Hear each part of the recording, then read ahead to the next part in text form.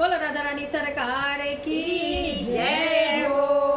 बोलिए सियापति रामचंद्र भगवान की जय हो। बहुत ही सुंदर सा आज सीमा दीदी भजन लेकर आई है आप सभी भक्तों के लिए। तो सुनिए और इस भजन का आनंद उठाइए और कैसा लगे आप लोग कमेंट में भी बताइएगा।